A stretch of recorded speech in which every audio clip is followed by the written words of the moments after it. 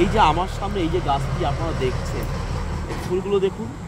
হয়তো এরকম গাছ আপনারা সচরাচর দেখে থাকবেন, এখন দেখা যায় না। এটা হলো কাল কাসুন্দি বা কাল কাসুন্দে।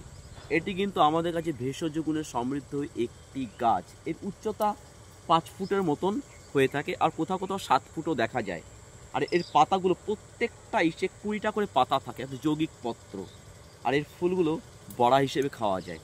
তবে এর যে ভেষজ গুণ, বিশেষ করে যাদের সর্দি কাশি এবং হুপিং কাশিতে এর পাতার রস বিশেষ উপকারী।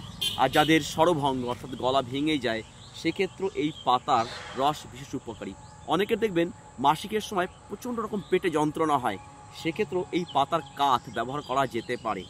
তাহলে এই হলো আমাদের কাছে একটা নাম না জানা একটি ভেষজ উদ্ভিদ, যেটাকে আমরা কাল কাসুন্দি বলে থাকি।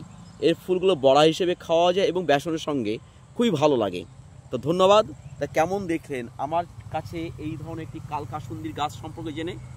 ভালো থাকবেন।